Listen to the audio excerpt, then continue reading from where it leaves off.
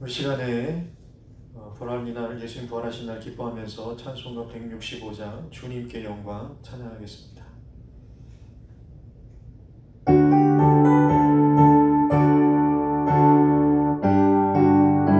주님께 영광, 주님께 영광, 다시 사신 주, 사망 권세 모두 이기시었네.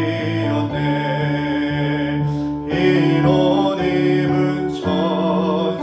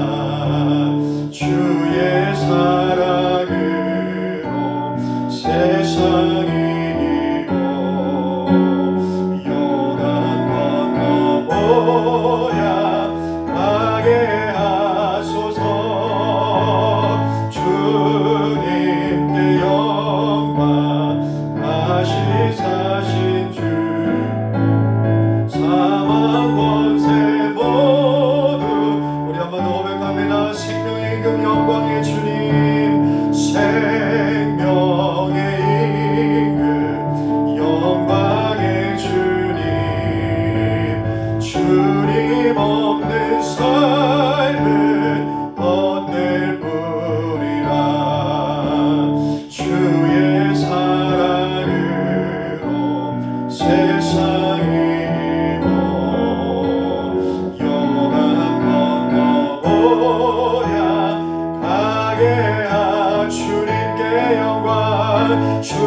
주님께 영광 다시 사신 주 사망 권세 모두 이기시었네.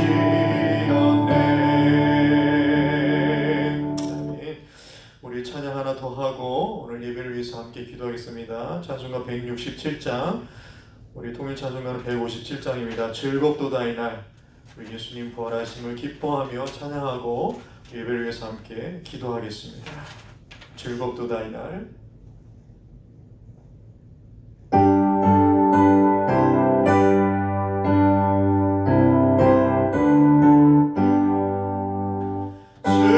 즐겁도다 이날 세세에 할 말 사망 권세 깨고 하늘이 열려 죽은 자가 다시 살아나서 생명의 주 예수 찬송하도다. 즐겁도다 즐겁도다 이날 세세에 할 말 사망 권세 깨고 승리하셔 부활하신 주님 부활하신 주님 나타나시니 천지 만물 모두 새 옷 입었네. 꽃은 만발하고 잎이 우거져 승리하신 주를 찬송하도다. 할렐루야. 즐겁도다 이날 세세에 사망 권세 깨고 사망 권세 깨고 승리하셨네. 생명의 주 예수 생명의 주 예수 죽음이 이기고 무덤문을 열고 살아나셨네. 주의 말씀대로 이루어져서 사흘 만에 다시 살아나. 할렐루야. 즐겁도다 즐겁도다 이날 세세 사망 권세 깨고 사망 권세 깨고 우리 부활의 승리를 다시 한번 선포합니다. 즐겁도다 이날 즐겁도다 이 세세의 할말 세세의 사망 권세 깨고 사망 권세 깨고 승리하셨네. 사망 권세 깨고 사망 권세 깨고 승리하셨네.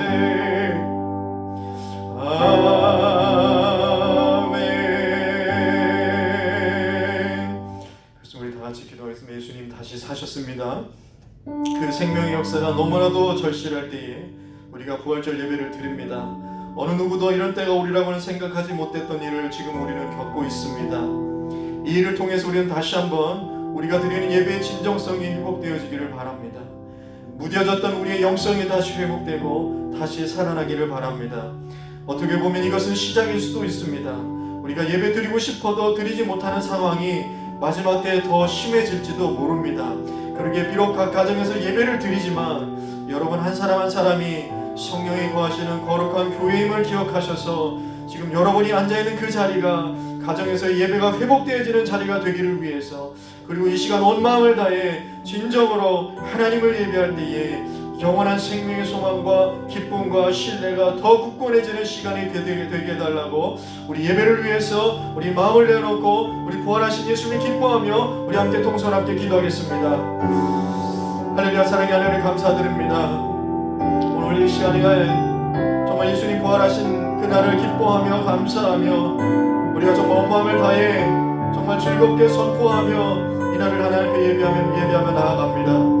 우리 다음의 성도들이 오늘 함께 예배하는 시간을 통하여서 우리 안에 다시 한번 예배의 진정성 회복되게 하여 주시고 그 부활을 믿고 살아가는 자답게 우리가 이 땅에서 생명의 소망을 가지고 그 기쁨과 그 즐거움과 그 감사를 선포하며 능히 이 땅을 살아갈 수 있는 하나님 능력의 사람들이 다 되게 하여 주시옵소서. 오늘 불의로 우리가 영상으로 각 가정에서 이렇게 부활절 예배를 드리지만 그러나 하나님 이 시간에 성령이여 하나님 그들 각 심령 가운데 임하여 주시어서 우리 안에 다시 한번 예수 그리스도의 그 놀라운 은혜가 그 십자가의 은혜와 사랑이 다시 한번 고백되어지게 하여 주시고 우리 예배를 통하여서 하나님 다시 한번 우리의 영성이 하나님 우리가 다시 한번 우리의 자녀님 하나님의 거룩한 성령이 거하시는 하나님 그 교회들임을 기억하게 하셔서 우리가 어느 곳에서든지 어떤 상황에서든지 진정으로 하나님을 구하고 하나님을 찾고 하나님을 예배하는 자들이 되게 하여 주시옵소서.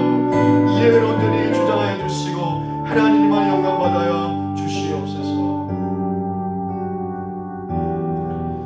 우리 주 예수 그리스도의 아버지 하나님을 찬송하리로다. 그의 많으신 긍휼대로 예수 그리스도를 죽은 자 가운데서 부활하게 하심으로 말미암아 우리를 거듭나게 하사 산 소망이 있게 하시며 썩지 않고 더럽지 않고 쇠하지 아니하는 유업을 있게 하시나니 곧 너희를 위하여 하늘에 간직하신 것이라. 할렐루야. 죽은 지 사흘 만에 무덤문을 여시고 부활하신 예수님께 찬송과 영광을 올려드립니다. 믿는 자들은 결코 죽음의 무덤에서 끝나지 않기에 부활의 첫 열매가 되신 예수님을 따라 우리도 부활하게 될 것을 믿으며 이 시간 예배를 드립니다. 예배 가운데 우리의 삶에서 부활신앙이 다시 한번 진정성 있게 회복되게 하셔서 썩어 없어질 땅의 것에만 소망을 두지 않게 하시며 부활을 사모하는 성도답게 주 안에서 흔들리지 않는 믿음으로 살아가게 하여 주시옵소서. 예배를 온전히 주장하여 주시고 우리를 거듭나게 하사 우리의 산 소망이 되시는 예수님의 이름으로 기도합니다. 아멘. 전능하사 천지를 만드신 하나님 아버지를 내가 믿사오며 그 외아들 우리 주 예수 그리스도를 믿사오니 이는 성령으로 잉태하사 동정녀 마리아에게 나시고 본디오 빌라도에게 고난을 받으사 십자가에 못 박혀 죽으시고 장사한 지 사흘 만에 죽은 자 가운데서 다시 살아나시며 하늘에 오르사 전능하신 하나님 우편에 앉아 계시다가 저리로서 산자와 죽은 자를 심판하러 오시리라. 성령을 믿사오며 거룩한 공회와 성도가 서로 교통하는 것과 죄를 사하여 주시는 것과 몸이 다시 사는 것과 영원히 사는 것을 믿사옵나이다. 아멘. 오늘 시간 우리에게 주신 하나님 말씀은 고린도전서 15장 1절에서 11절까지 말씀입니다. 우리 주신 말씀 신약성경 고린도전서 15장 1절에서 11절까지 말씀입니다. 성경을 가지시고 제가 대신 읽어드리도록 하겠습니다. 형제들아, 내가 너희에게 전한 복음을 너희에게 알게 하노니 이는 너희가 받은 것이요 또 그 가운데 선 것이라. 너희가 만일 내가 전한 그 말을 굳게 지키고 헛되이 믿지 아니하였으면 그로 말미암아 구원을 받으리라. 내가 받은 것을 먼저 너희에게 전하였노니 이는 성경대로 그리스도께서 우리 죄를 위하여 죽으시고 장사 지낸 바 되셨다가 성경대로 사흘 만에 다시 살아나사 게바에게 보이시고 후에 12 제자들에게와 그 후에 500여 형제에게 일시에 보이셨나니 그 중에 지금까지 대다수는 살아있고 어떤 사람들은 잠들었으며 그 후에 야고보에게 보이셨으며 그 후에 모든 사도에게와 맨 나중에 만삭되지 못하여 난 자 같은 내게도 보이셨느니라. 나는 사도 중에 가장 작은 자라. 나는 하나님의 교회를 박해하였으므로 사도라 칭함받기를 감당하지 못할 자니라. 그러나 내가 나 된 것은 하나님의 은혜로 된 것이니 내게 주신 그의 은혜가 헛되지 아니하여 내가 모든 사도보다 더 많이 수고하였으나 내가 한 것이 아니요 오직 나와 함께 하신 하나님의 은혜로라. 그러므로 나나 그들이나 이같이 전파함에 너희도 이같이 믿었느니라. 아멘. 오늘은 우리가 부활절로 지킵니다. 우리가 이렇게 부활절을 지킬 거라고는 참 생각도 못한 그런 모습으로 우리가 이렇게 좀 부활절 예배를 드리고 있지만요. 우리가 비록 이렇게 예배를 드리지만 그러나 예수님의 부활 사건은 정말 위대한 사건이고요. 지금 죽음을 두려워하는 그 공포에 쌓여 있는 그것을 걱정하는 이 시대에 오늘 이 날이 더욱더 영광되고 강력한 성령의 역사로 모든 이들에게 큰 위로와 큰 기쁨이 있는 날이 되기를 예수님 이름으로 소망합니다. 바울은요, 자기가 전에 고린도에 머물러 있을 때에 성도들에게 전했던 복음, 그 복음이 어떤 것인지 다시 한번 점검하고 분명히 알게 하겠다 하면서 오늘 15장 말씀을 시작하고 있습니다. 여러분, 바울이 말하고 있는 복음이라는 것이 무엇입니까? 오늘 본문에서 볼 수 있듯이요, 예수 그리스도께서 성경대로 죽으시고 장사 지낸 바 되셨다가 성경대로 사흘 만에 다시 살아나셔서 개발하고 그러죠. 여러분, 이 아람어인데요, 이 개발한 뜻은 반석 바위란 뜻입니다. 베드로를 말하는 겁니다. 그런 베드로에게 나타나셨고 후에 12 제자들에게와 그리고 500여 형제들에게 그리고 결국 바울 자신에게까지 그 부활하신 예수님이 나타내 보이셨다라는 것, 그것이 복음이다. 그 이야기를 해주고 있는 것입니다. 한마디로요, 예수님 정말 살아나셨다는 것, 우리가 그 부활을 실제로 보았다, 이것이 복음이라는 것, 이 말을 너희가 믿으면 구원이 있다, 이 이야기를 지금 해주고 있는 것입니다. 이것이 초대교회 당시에 선포되었던 복음의 핵심이었던 거예요. 부활하신 예수님을 내가 보았고 그 믿음을 가지고 내가 전파하는 그 말을 여러분도 믿으면 여러분에게도 영원한 부활의 생명이 있습니다. 이게 초대교회 부활의 핵심, 복음의 핵심이었던 거예요. 여러분, 여기서 우리가 한 가지 분명한 것을 알게 되는데요, 그것이 무엇이냐면 예수님이 부활하신 사건은 종교적 신앙이 아니라 인간의 역사 속에서 실제적으로 일어났던 역사적 실제, 역사적 사실이라는 거예요. 예수님의 부활을 실제적으로 본 사람들이 최소한 500명 이상이라는 건 아닙니까? 그것도 따로 뭐 한 사람 한 사람 그렇게 본 것이 아니라 일시에 500명이 보는 그런 사건이 있었다라는 거예요. 이것이 무엇을 말해주냐면, 만약 예수님의 부활이 거짓이라면, 사실이 아니라면, 그리스도인끼리 그것을 조작해낸 거라면 이 많은 사람들이 다 끝까지 거짓말을 할 수 있을까? 그럴 수 없다라는 거예요. 불가능한 일이라는 겁니다. 게다가 제자들은 또 어떻습니까? 만약에 제자들이 보지도 않은 것을 자신들이 보았다, 그것을 믿으라고 사람들에게 그렇게 선포하는 사람들, 그렇게 거짓말하는 사람들이었다면 자신들이 부활하신 예수님을 직접 보았다고 선포하는 그 믿음 때문에 자신들의 목숨을 걸 수 있을까? 생명을 내놓을 수 있을까? 불가능한 일이라는 것이지요. 여러분, 우리가 정말 이 코로나19 사태를 보면서 신천지의 그 모든 실체들이 다 드러나지 않았습니까? 그런데 그 신천지의 실체에 대해서 증언해주는 그 사람들이 다 어떤 사람들이냐면 전에 신천지에 있었던 사람들이에요. 전에 신천지 교인이었던 사람들이 나와서 그 신천지의 실상들을 다 증언해주는 겁니다. 그래서 실체가 다 드러나는 거잖아요. 그렇게 철저하게 종교적으로 세뇌를 시켰는데도 결국 내가 가만히 보니까 그거 다 거짓말입니다. 그거 다 거짓말입니다. 그 얘기들을 하는 사람들이 있다라는 거예요. 그러니까요, 500명 이상의 사람들이 보았다. 그리고 그들이 끝까지 그것을 인정하고 믿었다. 심지어는 이 믿음을 지키기 위해서 아낌없이 생명과 목숨을 다 내어놓았다.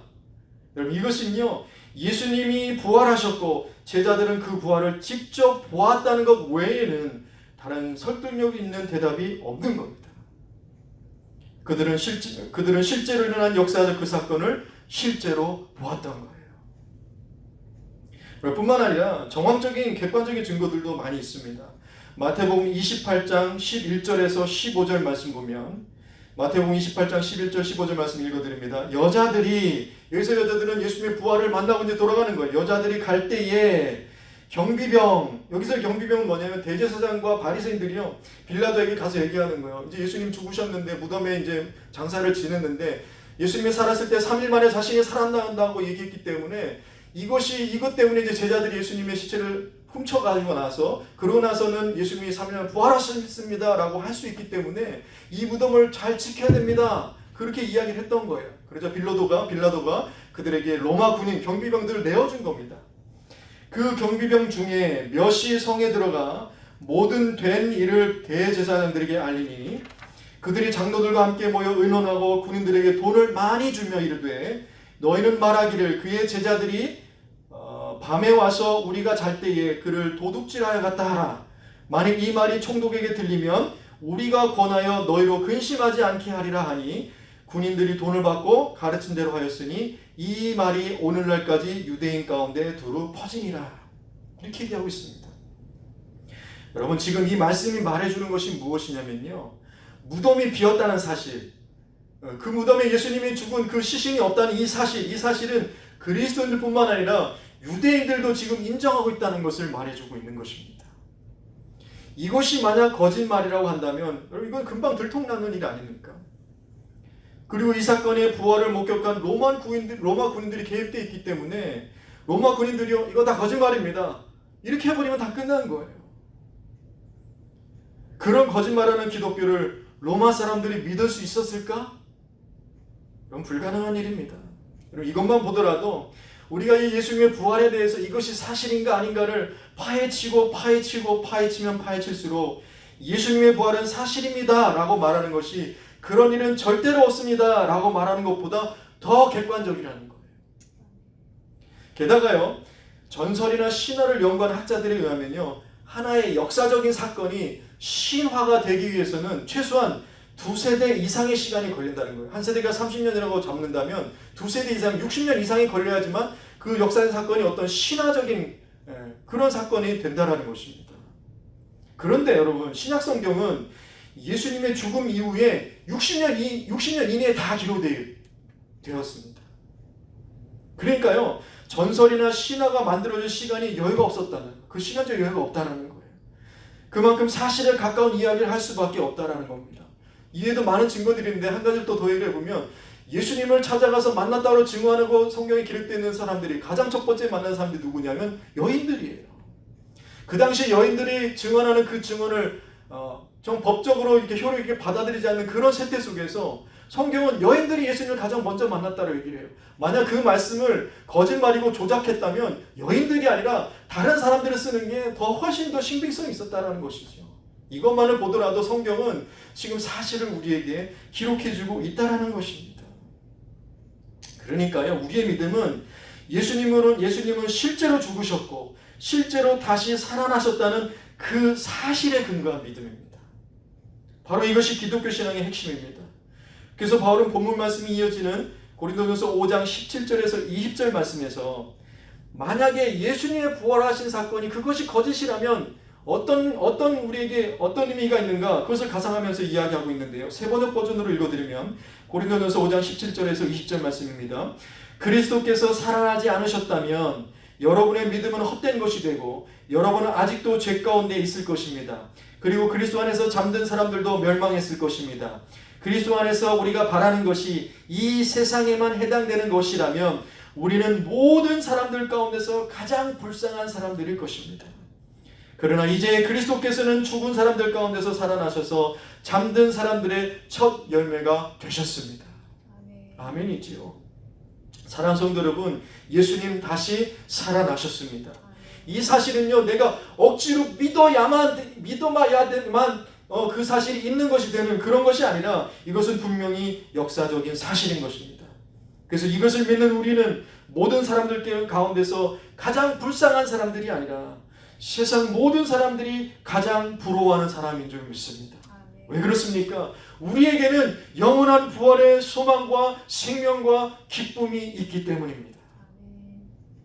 제가 지금 여러분의 표정들을 볼 수 없어서 너무나 안타까운데요. 아마 여러분의 지금 표정은 정말 세상 모든 사람들이 부활하는 표정일 것 같아요. 왜요? 나에게는 부활의 소망이 있기 때문입니다. 그런데 정말 놀라운 것이 있습니다. 무엇이 놀랍냐면요, 이 모든 사실이 있음에도 사람들이 잘 믿으려 하지 않는다라는 거예요. 사실인데도 믿으려 하지 않는다라는 것입니다. 왜 도대체 사람들이 이 사실을 믿지 않으려 하는 걸까? 논리가 부족하지도 않고 근거가 부족하지도 않은데 왜 받아들이지 못하는 걸까? 그 이유가 무엇일까? 그런 고민이 생기는 부분인데요. 저는 이것을 심리학의 용어를 빌려서 영적 확증 편향의 상태다, 그렇게 얘기합니다. 영적 확증 편향의 상태. 이 확증 편향이란 말은 쉽게 말해서 뭐냐면, 내가 보고 싶은 것만 보려 하고, 내가 듣고 싶은 것만 들으려 하고, 내가 믿고 싶은 것만 믿으려 한다는 거예요. 편견이고 선입견이라는 것이죠. 그래서 아무리 객관적인 사실이 분명히 있어도 내가 선호하는 것만 받아들여야 하기 때문에 사람들은 불편한 진실을 택하기보다는 안심시키는 거짓을 택하게 된다는 것입니다. 여러분, 당시 로마 사람들을 한번 볼까요? 당시 로마 사람들에게요, 누군가 죽었다가 사람이 살아났다는 건, 이것은요 기쁘고 막 즐거운 일이 아니라 기괴한 일입니다. 그리고 두렵고 겁나는 일이에요. 마치 이런 것과 같은 거죠. 우리가 영화에서 보는 좀비나 막 드라큘라, 이런 개념으로 받아들이는 거예요. 그래서 당시 사람들에게 부활은 희망이나 기쁨이 아니었습니다. 더군다나 로마의 십자가에 처형당한 사람이 죽었다 살아났다, 이거는 불길한 징조이지요. 그들에게 어떤 복수를 할지 모른다는 그런 생각이 있었던 겁니다. 이것이 로마 사람들이 가졌던 편견이었던 겁니다. 유대인들도 마찬가지입니다. 여러분, 유대교 사상에는요, 메시아가 죽으면 안 돼요. 게다가 나무에 달린 자마다 하나님께 저주를 받는다는 이 말씀 때문에 여러분, 예수님을 믿을 수가 없는 거예요. 그분이 메시아일 리가 없는 거예요. 나무에 달려 십자가에 달렸기 때문에. 사실 이 저주는 바로 우리를 위해서 지신 것인데 그것을 깨닫지 못하고 거부했던 것입니다. 율법의 편향 때문에 사실을 받아들이지 못하고 거부했던 거예요. 더욱이 다니엘이 예언했듯이요, 부활은 마지막 때 일어나는 거예요. 마지막 때 일어나는 것인데 그 전에 예수님이 지금 부활했다라는 것, 그 전에는 누구도 부활할 수 없는데 예수님이 부활했다는 것, 받아들일 수가 없었던 것이죠. 이것이 유대인들이 가졌던 편견이었던 겁니다. 그리고 유대인들 중에서도요, 사두개인들은 아예 부활을 믿지 않았습니다. 부활을 인정하지 않았어요. 이들은 지금 내가 누리고 있는 것이 너무나 좋기 때문에 이 땅에서 잘 되는 것만, 이것만이 그러면 되는 거지, 죽어서 부활, 영적인 거, 이런 거 허망하다라는 거예요. 다 헛것이라는 것입니다. 이들은 천사도 영도 인정하지 않고 오로지 지금 이 땅에서 잘 사는 것에만 관심이 있었던 사람들이에요. 이것이 바로 사두개인들이 가졌던 편견이었던 것입니다. 이렇게 각자가 보고 싶은 것만 보려고 하고, 듣고 싶은 것만 들으려 하고, 믿고 싶은 것만 믿으려는 그런 모습들이 엄연한 부활의 사실을 받아들이지 못하겠다라는 거예요. 그런데 그 당시만 그랬던 것인가? 지금 우리도 마찬가지입니다. 세상은 저마다의 이유 때문에 부활을 믿으려 하지 않습니다. 심지어는 예수 믿고 교회 다닌다고 하는데도 이 땅의 소망의 전부인 사람들처럼 살아가는 사람들이 있다는 거예요. 그런데 정말 중요한 것은 뭐냐면요, 이런 확증 편향을 깨트리고 바꿀 수 있는 놀라운 방법이 있는데, 그것은 바로 내가 믿는 바를 진정성 있게 진심으로 확신하는 사람이 있으면 편견을 가진 많은 사람들이 그들의 마음을 돌이키고 바꿀 수 있게 된다는 것입니다. 그리고 이것은 사회관계에서도 증명이 되는 건데요, 편견을 가진 많은 무리, 한쪽으로 그 의견이 이렇게 집중되어 있는 편견을 가진 많은 무리들 속에 그 외 다른 사실을 가지고 진정성 있게 다가가고 그것을 어필하면 그 많은 편견을 가졌던 사람들이 마음을 돌리게 된다는 거예요. 그저 말만 하는 정도가 아니라 그것을 정말 확신하는 진정성의 모습이 보여진다면 영향을 미치게, 또 영향을 받게 되어 있다는 것입니다. 저는 이 이치가 복음의 역사에서도 동일하게 일어났다고 보는데요, 당시 로마인들이나 유대인들이 가졌던 모든 선입견들과 장애물들이 있었음에도 불구하고 초대교회에서의 복음의 역사가 불릴듯 일어났던 이유가 무엇인가? 그것은 다른 데 있지 않습니다. 내가 부활을 보았다, 그래서 나는 믿는다는 그 사람들의 진정성 있는 삶의 모습 때문에 그 모든 편견들을 깨트리고 예수 그리스도의 복음이 온 땅을 향해 퍼져나가게 되었던 것입니다. 그 예로 언급된 사람들을 보십시오. 예수님을 만나기 전에는 예수님을 미친 사람 취급했어요. 요즘 말로 예수님을 1도 믿지 않았던 예수님의 동생이었던 야고보, 그 야고보가 예수님을 목격하고 난 후에는 예루살렘 교회의 기둥이라 불리는 중추적인 지도자가 되어서 사람들에게 복음에 선한 영향을 미치는 그런 사람이 될 수 있었던 것입니다. 다른 제자들도 마찬가지입니다. 예수님을 부인했던 베드로, 엠마오로 내려가던 두 제자, 의심 많은 도마, 바리새인 중에 바리새였던 사도 바울. 그 바울도 이 부활하신 예수님을 만나고 그러고 나서 그의 삶은 바뀌었고 죽음도 막을 수 없었던 그들의 진정성 있는 믿음의 삶을 통해 영적 확증 편향을 가지고 있던 수많은 사람들이 부활하신 예수님을 그들은 직접 보지 못했음에도 불구하고 부활의 신앙을 믿고 사모하는 복음의 역사가 풀릴 듯 일어나게 되었다라는 거예요. 여러분, 부활하신 예수님을 만나면요, 그 어떤 인생이라 할지라도 이렇게 변화되는 것입니다. 다시 살아나는 겁니다.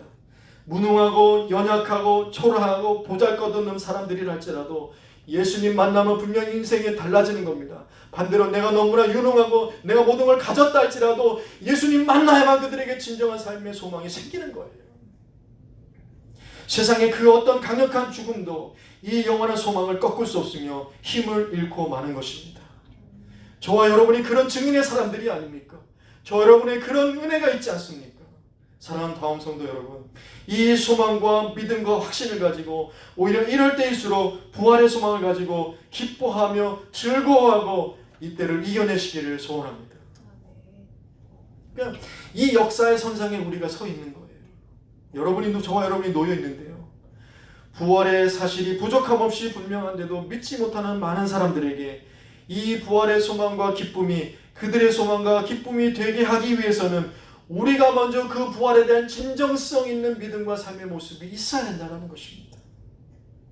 그럴 때 이 부활의 사건은 2000년 전 옛날 사건이 아니라 오늘도 꿈틀거리고 살아있는 사건이 되는 것입니다. 예수님이 도마에게 말씀해 주셨던 것처럼 우리는 비록 직접 예수님의 부활을 목격하지는 못했지만 직접 목격한 사도들의 뒤지지 않는 진정성으로 살아갈 수 있는 이유는 요한복음 20장 29절 말씀대로 보지 못하고 믿는 자들이 보고 믿는 자들보다 복되도다, 이렇게 말씀해 주시는 거예요. 그래서 이 말씀대로 우리가 이 복음의 확신을 가지고 진정성 있게 살아가는 복된 인생들이 되시기를 바랍니다. 이게 얼마나 중요한지 모릅니다.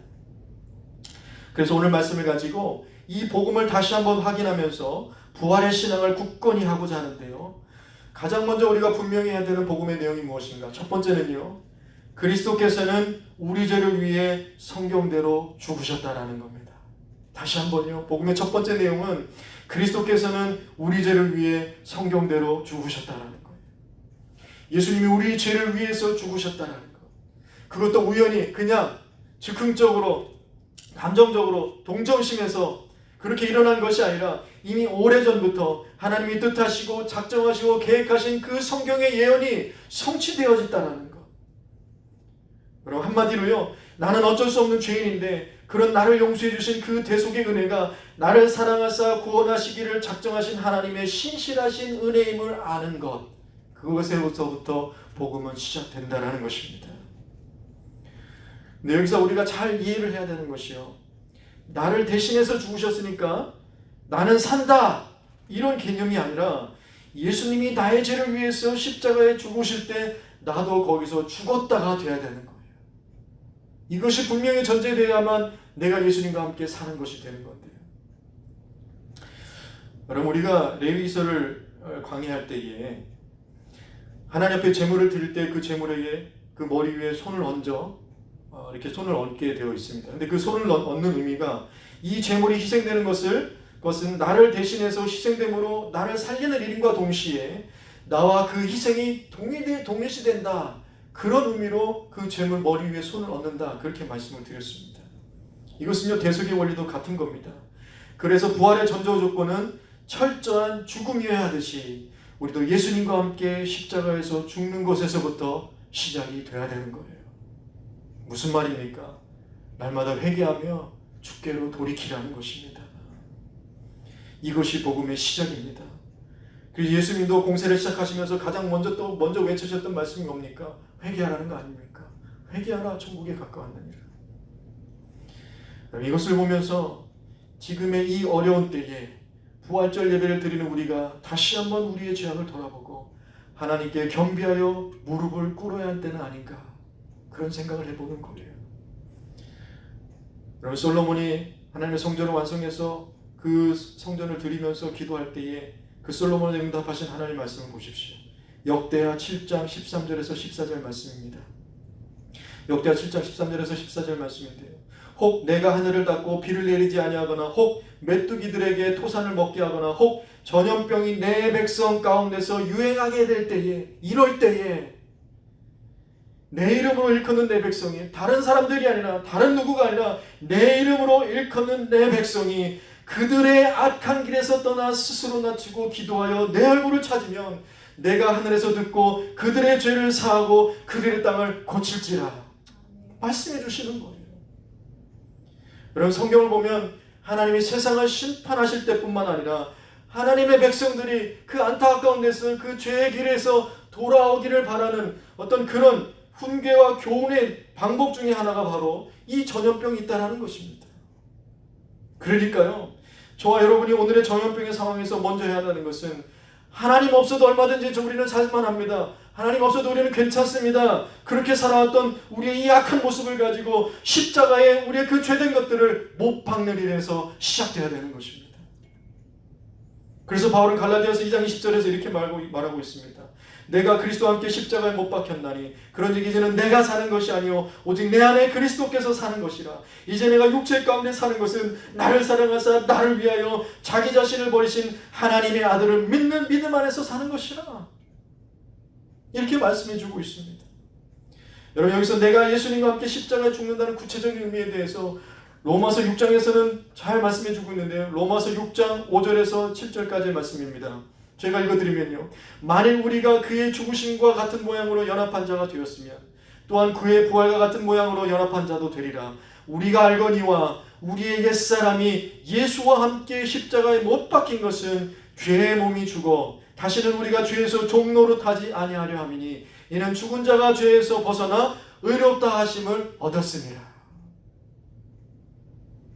여러분, 여기서 옛사람인 죄의 몸이 죽는다는 말은 이 시대를 다스리는 죄라는 환경의 영향을 받을 수밖에 없는, 즉 죄의 다스림을 받는 인간이 예수님의 십자가로 말미암아 그 죄의 영향력이 제거되었고 끝났고 폐지되었다, 그 말을 얘기해 주는 것입니다. 그래서 우리는 더 이상 죄에서 종노릇하지 않고 의롭다 하심을 얻은 상태를 내가 십자가에 못 박혔다라는 그 의미로 말씀해 주고 있는 거예요. 그러니까 이것을 볼 때에 부활의 진정성으로 사는 모습이라는 것은 부활을 믿는다고 말하면서도 실제로는 이 땅에서 삶이 전부인 것처럼 죄 가운데서 잠시의 삶에 취해 사는 것이 아니라 그 죄의 굴레를 끊어주시고 끝내주신 그 십자가 앞에 날마다 무릎 꿇고 회개하며 그 은혜 안에서 사는 삶이 되라, 그 이야기를 해주고 있는 것입니다. 이것이 복음의 시작인 것이죠. 사랑하는 성도 여러분, 회개해야 살 수 있습니다. 우리가 먼저 회개해야 이 땅이 고쳐질 수 있습니다. 내가 먼저 회개해야 우리의 가정이 회복되고 우리의 남편과 아내가 회복되고 우리의 자녀들이 회복되고 우리의 다음 세대들이 회복되는 거예요. 우리의 교회가 회복되는 것입니다. 이것이 복음의 시작입니다. 이런 복음으로 말미암아서 우리도 역시 여전히 예수님과 함께 그 십자가에 우리의 죄된 모든 것들을 다 못 박으며 기쁨으로 살아가는 우리의 신앙이 되기를 소원합니다. 그런데 복음 여기서 멈추는 것이 아니에요. 여기서 멈출 수가 없지요. 그래서 다음으로 이어지는 것이 뭐냐면 복음의 두 번째 내용인데요. 그 두 번째 내용은 뭐냐면 죽으시고 장사된 그리스도께서는 성경대로 사흘 만에 다시 살아나셨다는 겁니다. 죽고 장사되신 예수님이 성경의 그 말씀대로 다시 살아나셨다는 거예요. 바로 이것이 복음의 완성입니다. 우리 죄를 위해서 성경대로 죽으셨다는 것도, 그리고 장사 지낸 바 되셨다는 것도 큰 은혜이고 정말 복음이지요. 나를 위해 그렇게 하신 그 사랑, 얼마나 감사한 일입니까? 그런데 이것만으로는 구원의 절반일 뿐입니다. 예수와 함께 죽은 자들은 그와 함께 반드시 완전하고 영원한 부활 생명을 얻는다는 것, 이것이 부활의 완성인 것입니다. 영화에서 나오는 그런 불완전한 생명으로 살아나는 게 아니에요. 우리는 온전한 생명으로 살아나는 것입니다. 온전한 승리로 완성이 되는 거예요. 십자가의 죽으심, 그 고통, 그 멸시, 그 천대, 거기에 부활이 없다면 그 모든 것은 그저 고통일 뿐이고 그저 멸시일 뿐이고 그저 천대일 뿐입니다. 그러나 부활의 소망이 있기에 그 어려움과 바울의 고백과 같은 정말 죽을 것 같은 그런 고통을 견뎌낼 수 있는 이유가 바로 이 부활의 소망이 우리에게 있기 때문이에요. 사두개인들과 같이 이 세상의 기쁨이 전부인 사람들은 절대 이해할 수 없는 일이지만, 그러나 기억하십시오. 우리에게는 그것과 비교할 수 없는 영원한 영광이 있습니다. 그럼 바로 이 점에서 예수님의 이전의 십자가는 고통과 잔혹함의 상징이었다면, 예수님 이후의 십자가는 하나님의 사랑이고 부활의 기쁨과 소망이 되는 것입니다. 예수님이 바로 이 변곡점이 되시는 거예요. 이 모든 변화를 이루신 분이십니다. 여러분, 이 십자가를 한번 생각해 보십시오. 십자가에 매달린 사람은요, 사람이 겪을 수 있는 모든 고통을 겪고 서서히 죽어간다, 그렇게 얘기를 합니다. 그래서 중죄인을 벌하는 형벌이 바로 십자가형이었습니다. 여러분, 못 박힌 곳에서 물이 다 흘러내리지요. 그래서 이렇게 못을 박아놓으면 이 못 박힌 곳에 하중이 실리기 때문에 어깨가 탈골이 되는 거예요. 그럼 탈골이 되면 이것이 가슴을 압박하게 되고, 그러므로 인해서 호흡을 하기가, 숨쉬기가 힘들어지게 되는 것입니다. 약 1000번 정도 기절과 깨어나기를 반복하면서 서서히 죽어가는 것이 여러분 십자가형입니다. 당시에는요, 이 고통을 설명할 방법이 없어서, 설명할 단어가 없어서 새로운 단어를 만들었는데, 그것이 뭐냐면 지독한 고통, 극한의 고통을 뜻하는 excruciating이라는 단어. excruciating, x out through, cruciating은 크로스예요. 십자가를 말하는 것입니다. 십자가의 얼마나 그 고통이 얼마나 극하고 얼마나 정말 강한 것이면 그 십자가를 뛰어넘는 그 고통이 극한 고통이라는 것을 표현해내고 있는 것입니다. 그런데 이런 고통을 예수님이 감당하신 이유가 있어요. 히브리서 12장 2절에서 3절 말씀입니다. 세번역 버전으로 읽어드립니다. 히브리서 12장 2절에서 3절 말씀입니다. 믿음의 창시자여 완성자이신 예수를 바라봅시다. 그는 자기 앞에 놓여있는 기쁨을, 여러분, 예수님 앞에 놓여있는 기쁨이 무엇입니까? 부활의 소망과 기쁨입니다. 그 기쁨을 내다보고서 부끄러움을 마음에 두지 아니하시고 십자가를 참으셨습니다. 그리하여 그는 하나님의 보좌 오른쪽에 앉으셨습니다. 예수님은 그 극한의 고통, excruciating, 정말 그 극한의 고통을 왜 참으셨는가? 그 앞에 있는 기쁨의 소망이 있었기 때문이에요. 그래서 이것을 믿는 우리에게 동일한 소망이 있다는 걸 3절에서 이어서 말씀해 주십니다. 자기에 대한 죄인들의 이러한 반항을 참아내신 분을 생각하십시오. 우리의 모든 죄를 지시고 그 십자가를 지신 예수님을 생각하라는 거예요. 그리하면 여러분은 낙심하여 지치는 일이 없을 것입니다. 말씀해 주십니다. 그 예수님의 십자가를 보면 우리가 지치고 낙심하는 일이 없게 된다는 것입니다. 여러분 기억하십시오. 부활의 소망은 어떤 상황 속에서도 낙심하며 지치는 일이 없는 승리의 소망이 되는 것입니다. 이 부활의 소망을 가진 저와 여러분의 삶이 바로 모든 사람이 가장 부러워하는 삶이 되는 거예요. 여러분, 처음 코로나 생겼을 때 한국 얼마나 무시했습니까? 아시안도 얼마나 무시했습니까? 근데 지금은 한국을 부러워하고 있잖아요. 부러워하면 관심을 가지게 되고 따라하려고 하고 도와달라고 하는 겁니다. 여러분, 세상이 부러워하는 그리스도인은요, 남들보다 더 많은 것을 가졌어도 아니고 더 많은 것을 누려서가 아니라 부활의 소망을 믿으며 그 믿음으로 진정성 있게 살아가는 삶이 여러분 세상이 부러워하는 삶인 줄 믿습니다. 그것이 오늘 우리 부활의 세대를 살아가는 우리의 진정성 있는 부활의 신앙의 모습인 것입니다. 이것이 바로 오늘 우리가 세상을 변화시키는 부활의 증인으로서의 삶이며 그 복음의 진정성 있는 삶이 되는 겁니다. 그래서 바울은 고백하는 거예요. 이 놀라운 은혜가 지금의 나를 만들었다라는 것입니다. 모든 것이 다 하나님의 은혜라는 거예요. 이것이 복음의 상태입니다. 무슨 말이냐면요, 이 복음이 분명한 사람은 은혜로 살아가는 사람이라는 거예요. 은혜 아니면 설 수 없다라고 고백하는 사람인 것입니다. 바울의 고백을 보십시오. 만삭되지 못한 나 같은 사람에게도 보이셨다라는 거예요. 만삭되지 못한 나 같은 사람에게도. 그래서 10절 말씀을 보십시오. 나의 나 된 것은 하나님의 은혜로 된 것이니 내게 주신 그의 은혜가 헛되지 아니하며 내가 모든 사도보다 더 많이 수고하였으나 내가 아니요 오직 나와 함께 하신 하나님의 은혜라. 한마디로요, 하나님이 하신다는 것을 인정하는 삶이 된다는 말이고요, 우리는 자랑할 것이 전혀 없어진다는 말이 되는 거예요. 하나님의 은혜만이 나를 살린다는 것입니다. 하나님의 은혜만이 나를 세우신다는 거예요. 하나님의 은혜만이 이 땅을 살아가신 힘과 능력을 우리에게 공급해 주신다는 것입니다. 영광과 찬양을 받으실 분은 오직 하나님 한 분만이 되시는 삶이 된다는 겁니다. 저와 여러분에게 이런 고백들이 날마다 넘쳐나고 또 회복되어지기를 소원합니다. 여러분 어떻습니까? 이런 은혜가 있기에 지금 좀 힘들어도, 지금 좀 어려워도 부활하신 예수님, 다시 오실 예수님을 인내하며 기다릴 수 있지 않겠냐라는 거예요. 이런 마음으로 승리하시고 복을 나타내며 이로 인해 모든 사람이 부러워하는 부활의 증인으로서의 복된 삶이 되시기를 예수님의 이름으로 축복합니다. 이 놀라운 은혜와 사랑의 매일 저와 여러분의 삶이 되시기를 바랍니다. 우리 그런 의미에서 오직 주의 사랑에 매여 우리 찬송하시고 우리 함께 기도하기를 원합니다. 오직 주의 사랑에 매여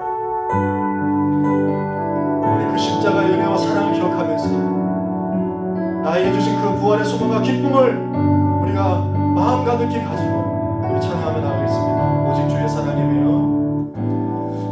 오직 주의 사랑에 내 영 기뻐 노래합니다. 내 영 기뻐 노래합니다. 이 소망의 언덕, 이 소망의 기쁨의 땅에서 기쁨의 땅 주께 사랑드립니다. 주께 사랑드립니다. 오직 주의 임재 안에 갇혀 오직 주의 임재 안에 내 영 기뻐 찬양합니다. 내 영 기뻐 찬양합니다. 이 소명의 언덕 거룩한 땅에서 이 소명의 언덕 거룩한 땅에 주께 경배드립니다. 주께 경배드 그렇습니다. 주께서 주신 모든 은혜, 주께서 주신 모든 은혜 나는 말할 수 없네. 나는 말할 수 없네. 내 영혼 즐거이 주 따르렵니다. 내 영혼 즐거이 주 따르렵니. 주께 내 삶 드립니다. 주께 내 삶. 우리 한번 더 고백합니다. 주께서 주신 모든 은혜, 주께서 주신 모든 은혜 나는 말할 수 없네. 내 영혼 즐거이 주 따르려. 주께 내 삶 드립니다. 우리 마지막 한 번 더 고백합니다. 주님 아주시기 그 부활의 소망을 기대하며 주께서 주신 모든 은혜 나는 말할 수 없네. 내 영혼 즐거이 주 따르려. 주께 내 삶 드립니다. 주께 내 삶 한 번 더 믿음으로 고백합니다. 주께 내 삶 드립니다. 주께 내 삶 드립니다.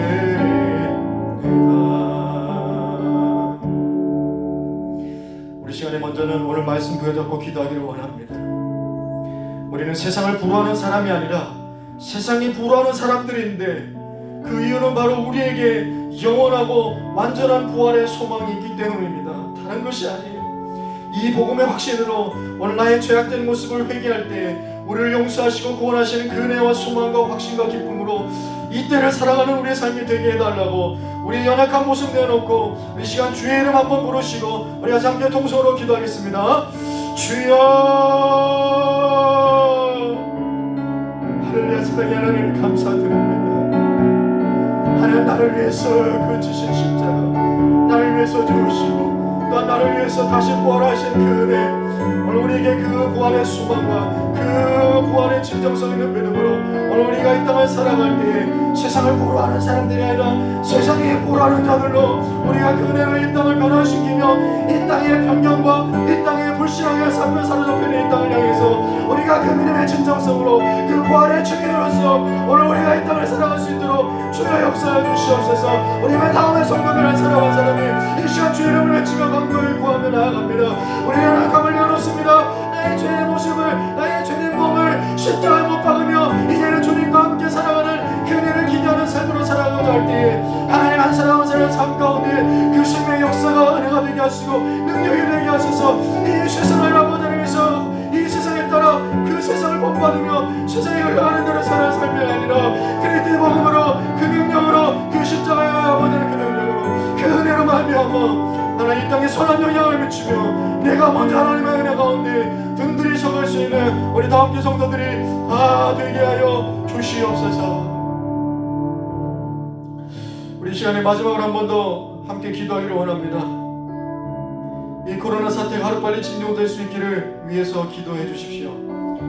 일로 어려움 당하는 많은 사람들을 불쌍히 여기셔서 그들이 처한 경제적인 어려움, 사회적인 모든 어려움들을 지혜롭게 이겨낼 수 있기를 위해서 또 하루속히 함께 모여서 예배할 수 있기를 위해서 하나님을 함께 찬양하며 하나님을 함께 기뻐하며 하나님의 은혜 가운데 교회가 회복되기를 위해서 또한 여러분의 개인적인 기도 제목과 특별히 병원에서 태어나지 못하고 있는 우리 이찬원 집사를 위해서 하나님 이 땅의 모든 연약함을, 이 약함을 용서해 주시고 이 땅을 다시 한번 고치시고 치유해 달라고 우리 시간에 주님 이름 크게 한번 부르시고 하나님 앞에 간절히 우리 함께 통성으로 기도하겠습니다. 주여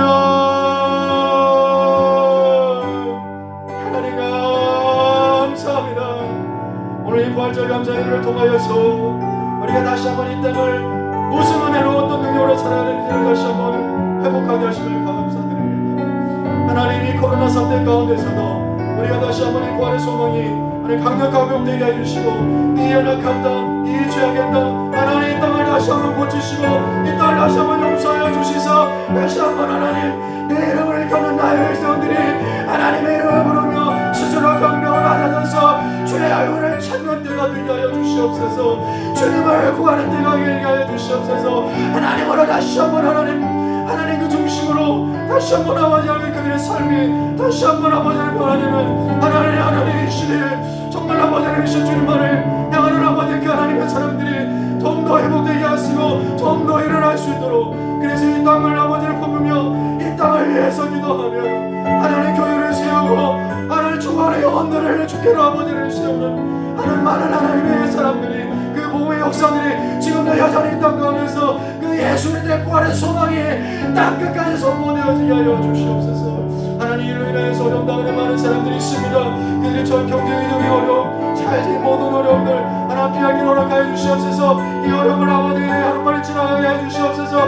이 병이 하루빨리 하루를 해결되게 해 주옵소서. 진정되게 해 주시옵소서. 더 이상 확산되지 않게 해 주옵소서. 이 병이 치료될 수 있는 아버지 방법과 치료자들이 하루빨리 개발되게 해 주시옵시고 더 이상 많은 사람들이 고통당하지 않고 더 이상 많은 사람들이 아버지를 위해서 정말 하나님 고통을 신음하며 하나님 정말 어려움이 없을 수 있도록 주여 도와주시옵소서. 하나님 역사해 주시고 하나님 또한 특별히 연약한 그들을 붙잡아 주셔서 건강 붙잡아 주시고 하나님 저 병에 전염되지 않도록 우리의 다음의 성도들 하나님 보호하여 주시옵시고 하나님 그 병원에서 태어나지 못하게 하신 이찬임사를 위해서 기도합니다. 이제 하나님 정말 이제는 보석하게 되어서 나오게 하신 하나님을 감사드립니다. 하나님이 하셨다라고 고백할 수 있는 놀라운 은혜를 주셨사오니 이제 하나님이 정말 그 몸의 연약함을 회복하여 주시고 이제는 그 영혼의 성막함과 하나님 그 영혼의 아버지 하나님 정말 아버지 하나님 부족한 부분들이 이제 하나님의 명으로 다시 회복되게 하여 주시오. 하나님 특별히 아버지 그 몸이 하루빨리 회복되어져서 하루빨리 아버지를 위해서 정말 태어날 수 있도록 그 모든 일들을 주께서 주장하여 주시옵소서. 주의 이름만을 구합니다.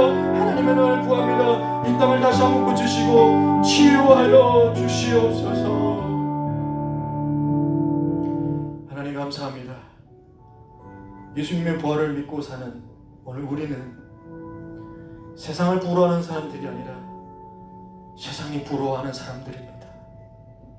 그 부러움과 그 능력과 그 기쁨과 그 소망과 그 은혜를 많은 사람들에게 어려워하고 힘들어하고 삶의 의미를 찾지 못하고 낙심하고 두려워하는 이들에게 오늘 예수님 다시 살아나셨습니다. 우리가 그것을 믿습니다. 그것은 사실입니다. 이 사실을 믿으면 구원이 있습니다라고 하나님 그 복음을 우리의 삶을 통해서 정말 능력 있게 전파하고 선포하는 우리 다음의 성도들 다 되게 하여 주시옵소서. 지금 우리 주 예수 그리스도의 은혜와 살아계신 하나님의 사랑하심과 성령님의 충만하시고 인도하심이 이제는 부활의 소망을 가지고 세상 가운데 당당하게 그 부활을 외치며 세상이 부러워하는 하나님의 사람으로 살아가기를 소원하는 결단하는 우리 다함교회 성도들 머리 위에와 교회와 비전 위에 그리고 병원 가운데 이찬원 집사님 위에와 코로나19로 인하여서 고통당하고 정말 신음하고 두려워하는 세상 모든 사람들 머리 위에 지금부터 영원토록 함께 있을지어다. 아멘. 할렐루야. 감사합니다. 주님 다시 사셨습니다. 그 어떤 죽음의 강력한 죽음도 이 소망을 꺾지 못합니다.